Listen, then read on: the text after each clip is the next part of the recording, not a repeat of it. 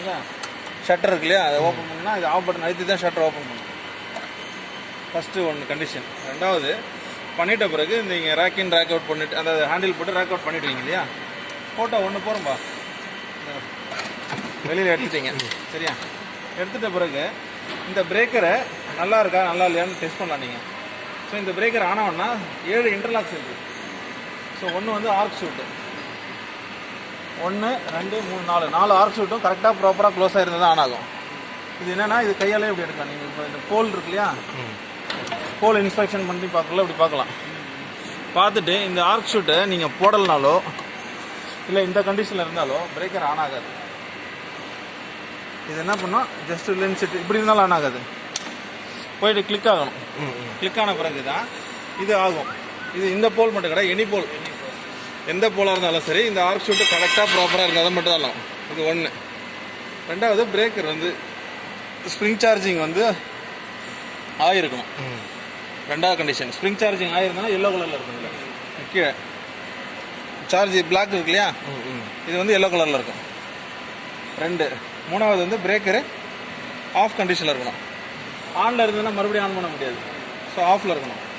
So 4வது வந்து UV coil இருந்ததுன்னா யூவி காயிலுக்கு சப்ளை வந்து யூவி காயில் எனர்ஜிஸ் ஆகிருக்கு. சப்ளை இருந்ததுன்னா ஓகே சரிங்களா? 4. 5வது வந்து இந்த ரிலீஸோடைய ட்ரிப்பிங் லிவர் இருக்குல்ல, இது உள்ளே இருக்கும் ரெட் கலர், அது வந்து உள்ளே இருக்கணும், வெளியில் வரக்கூடாது. வெளியில் வந்ததுன்னா ட்ரிப் ஆகிருக்குன்னு அர்த்தம். ஸோ 5 ஆச்சா? 6வது ஷண்ட் காயிலுக்கு கமாண்ட் ட்ரிப்பிங் கமாண்ட் வரக்கூடாது. ஷண்ட் காயிலுக்கு ட்ரிப்பிங் கமாண்ட் வந்துட்டே இருந்ததுன்னா ஆஃப் கமாண்ட் வரக்குள்ள ஆனே பண்ண முடியாது. அடுத்தது ப்ராப்பராக இதுக்கு வந்து இன்டர்லாக்கிங் அதாவது க்ளோசிங் கையில் சிக்னல் வரணும். இந்த 7 கண்டிஷனும் ப்ராப்பராக இருந்தால் மட்டும்தான் உங்களுக்கு பிரேக்கரை ஆன் பண்ண முடியும் சரிங்களா? அதே மாதிரி ரிலீஸஸ் இருக்கு இல்லையா, இதுதான் வந்து ப்ரொடக்ஷன் ரிலீஸு. இந்த பிரேக்கருடைய ஃபுல் ஹார்ட்டே இதுதான். ஹார்ட்னா என்னென்னா, இப்போ நீங்கள் அந்த பிரேக்கர் அங்கே இருக்குல்ல, உங்களுக்கு ஆல்ரெடி ஒமேகா இருக்குது. ஸோ இதனுடைய ஃபுல் கரண்ட் செட்டிங்கு ப்ளஸ் ரிலீஸருடைய ஓவர்லோடு எல்லாமே இதில் தான் ஆகும். ஸோ இதில் வந்து ஓவர்லோடு, ஷார்ட் சர்க்கியூட்டு, எர்த் ஃபால்ட்டுன்னு இருக்கும். 3 செட்டிங் ப்ரொடெக்ஷனும் அப்போ இன்ஸ்டன்டேனியஸும் இருக்கும். ஸோ ஓவர்லோடுன்றது வந்து நான் நார்மலாக இப்போ அந்த பிரேக்கர் எனக்கு என்ன டவுட்னா, இப்போ வந்து ஒரு வேல்யூ செட் பண்ணுறேன்ல, இந்த செட் பண்ணுற வேல்யூ வச்சு தான் இது கால்குலேட் ஆகுமா, இல்லை இங்கே வந்து ஐஎன் போட்டு மல்டிப்ளை பண்ணி? ஐஎன்னா இந்த நாமினல் கரண்ட். ஓகே ஓகே 2500 இந்த செட்டிங். சரி, இப்போ அதே வேல்யூவோட தான் இங்கே மல்டிப்ளை பண்ணணுமா? அதே வேல்யூ தான் இங்கே மல்டிப்ளை ஆகும். அதில் கீழே கொடுத்துருப்பாங்க பாருங்க. இல்லை அது கொடுத்துருக்காங்க. ஒரு சில பேர் வந்து இங்கே எச்சு வச்சு தான் இது அப்போனா ஐஆர்னு மென்ஷன் பண்ணியிருப்பாங்க. இப்போ வந்து ஐஎன்னா வந்து நாமினலோட தான் மல்டிப்ளை. ஐஎன் தான் இருக்கு பாருங்க, ஐஎன். அது இருக்கு, ஐஎன் 2500 இருக்குல்ல. ஆமாம். ஸோ இதோட தான் இதை நீங்கள் மல்டிப்ளை பண்ணிக்கணும்.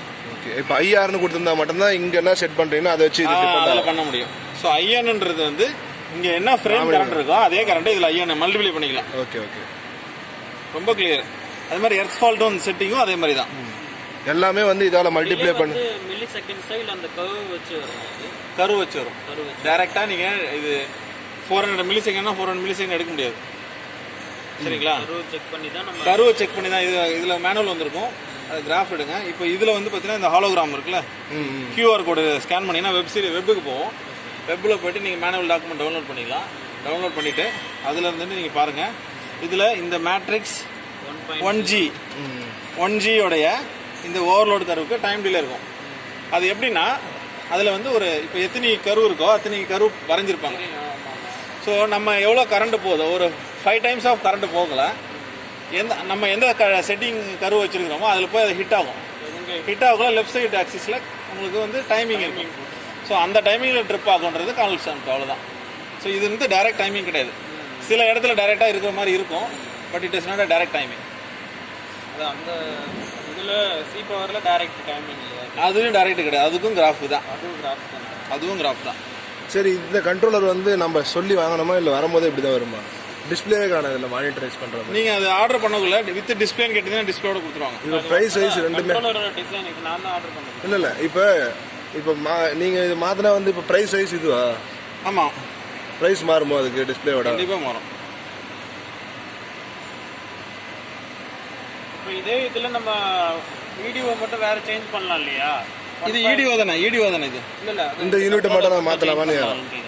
கண்ட்ரோல் மட்டும் மாற்றிக்கலாம். வேற கண்ட்ரோலர் டிஸ்பிளேயோட வேணும்னும் போது அப்போ மாற்றலாம் இல்லையா? கண்ட்ரோலர் மாற்றிக்கலாம். அப்போ வந்து இதில் டிஸ்பிளேக்கு வர அந்த ஆம்ஸ் ரேட்டிங் போகும் இல்லையா? அது சிட்டிலேருந்து கொண்டு வந்து நம்ம சப்ளை தனியாக கொடுக்குற மாதிரி. இல்லை ஆல்ரெடி இதில் இருக்குன்னு நினைக்கிறேன். இல்லை, இதில் வந்து 2 கான்செப்ட் இருக்குது. ஒன்று வந்து இதுக்கு வந்து இந்த நீங்கள் டிஸ்பிளே போடுறீங்கன்னா இதில் வந்து 24 வோல்டேஜ் கொடுத்துருப்பாங்க. ஸோ இதில் வந்து ஏஎஸ் ப்ளஸ் ஏஎஸ் மைனஸ் இருக்கு பாருங்கள். இந்த டெர்மினலுக்கு இங்கே ஒயர் கொடுத்துருப்பாங்க. ஸோ அதில் வந்து நீங்கள் 24 வோல்ட் மேலே கொடுத்தீங்கன்னா ஆல்வேஸ் டிஸ்பிளேல இருக்கும். இல்லைன்னா டிஸ்பிளே வந்து இந்த ரேட்டட் ஐஎன் இருக்குல்ல, அதில் 10% ஆஃப் கரண்ட்டு. ஸோ 2500னா 250 ஆம்பியர் போனாலே டிஸ்பிளே ஆன் ஆகிடும். ஸோ 250 அண்ட் அபோவ் அப்படி போகல டிஸ்பிளே ஆன் ஆகிடும். டிஸ்பிளேலேருந்து உங்களுக்கு கரண்ட் ஒர்க் ஆகிடும். ஓகே. ஸோ அதில் தான் அது செட்டிங். அந்த 110G இருக்கு இல்லைங்களா? 1G. 1G அதுக்கும் 1.5Gக்கு என்ன டிஃப்ரெண்ட்? அதனால 1.5G வச்சிருக்கு. அதில் டிஸ்பிளே 1.5னா டிஸ்பிளே 1னா வெறும் டிஸ்பிளே இல்லாமல் 1.5னா டிஸ்பிளே. 0.5ன்றது வந்து இது ஜின்றது வந்து எர்த் ஃபால்ட். ஸோ அதனுடைய சிம்பிள் கொடுக்குது. இதில் நியூட்ரல் ப்ரொடக்ஷன் கொடுத்துருங்களா? அது எதுக்கு சார்? இது சார் இங்கே நியூட்ரல் ப்ரொடக்ஷன் நாப் கொடுத்துருக்காங்கல்ல? ஆமாம், நியூட்ரல் ப்ரொடக்ஷன்றது என்னன்னா இப்போ வந்து உங்களுக்கு நியூட்ரல் இங்கே வந்து 100% நியூட்ரல் கொடுத்துக்கிறோம். இதுவே வந்து ஐடி செக்டார்ஸு அப்படிலாம் பார்த்தீங்கன்னா நியூட்ரலுடைய கெப்பாசிட்டி வந்து டபுள் த டைம் இருக்கும். ஸோ இப்போ இங்கே வந்து 100% இருக்குல்ல, அங்கே 200-300% நியூட்ரல் தேவை இருக்கும்.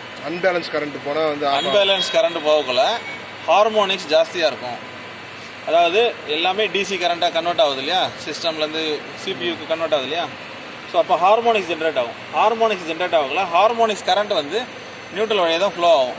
ஸோ இந்த நார்மல் நியூட்ரல் இருந்ததுன்னா அந்த நியூட்ரல் வந்து பர்ன் ஆகும் நல்லா. ஸோ ஓவர் ஹீட் ஆகும். ஸோ அதனால் என்ன பண்ணுவாங்கன்னா 200%. இப்போ நீங்கள் 6 வைபிக்கு ஒரு போல் தான் இருக்கும்.